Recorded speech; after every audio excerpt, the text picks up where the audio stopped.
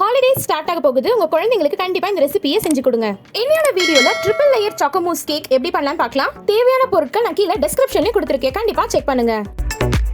Dark chocolate 50 gram, milk chocolate 50 gram, white chocolate 50 gram, whipping cream 150 gram, choco biscuit 10, உருக்குன வெண்ணெய் 2 table spoon. ஒரு mixer ஜார்ல இந்த choco பிஸ்கெட்லாம் சேர்த்து இது ஃபைன் பவுடரா இந்த மாதிரி அரைச்சு வச்சுக்கோங்க.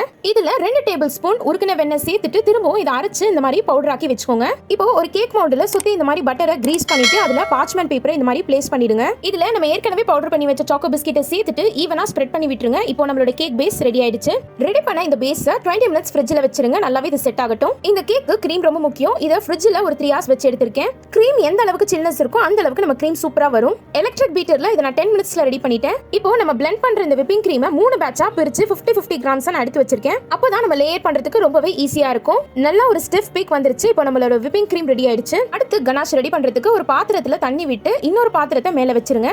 இதுதான் டபுள் பாயிலிங் மெத்தட். இதுல டார்க் சாக்லேட் 50 கிராம்ஸ் சேர்த்துட்டு நல்லா மெல்ட் பண்ணுங்க. இது கூடவே 2 டேபிள் ஸ்பூன் காய்ச்சின பால் சேர்த்துட்டு நல்லா மிக்ஸ் பண்ணுங்க.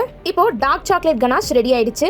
இது நல்லா ஆறுனதுக்கு அப்புறமா இதுல ஏற்கனவே நம்ம ரெடி பண்ண 50 கிராம்ஸ் விப்பிங் கிரீம் இதுல சேர்த்துட்டு நல்லா மிக்ஸ் பண்ணுங்க. நம்ம ஏற்கனவே ரெடி பண்ண கேக் பேஸ்ல இந்த டார்க் சாக்லேட் லேயரும் சேர்த்துட்டு ஒரு 30 மினிட்ஸ்க்கு ஃப்ரிட்ஜ்ல வச்சிடுங்க. அப்பதான் இந்த கிரீம் நல்லா செட் ஆகும். ஃப்ரிட்ஜ்ல வச்சிருக்க அந்த லேயர் செட் ஆகிறதுக்குள்ள அதே மெத்தட்ல நம்ம மில்க் சாக்லேட்லயும் இதே மாதிரி கனாஷ் ரெடி பண்ணலாம். இந்த கனாஷ்மே ரூம் டெம்பரேச்சர் வந்ததுக்கு அப்புறமா இதுல 50 கிராம்ஸ் விப்பிங் கிரீமை சேர்த்துட்டு நல்லா அதை மிக்ஸ் பண்ணி விடுங்க.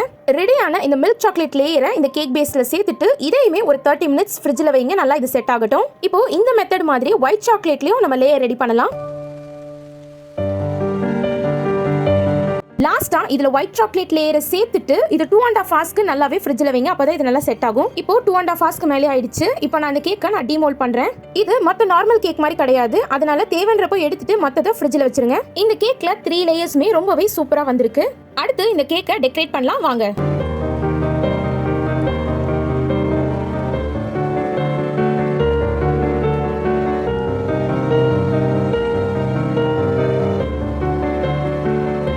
இந்த ரெசிபி உங்களுக்கு பிடிச்சிருந்தா லைக் பண்ணுங்க, ஷேர் பண்ணுங்க, மறக்காம சப்ஸ்கிரைப் பண்ணுங்க. Thank you.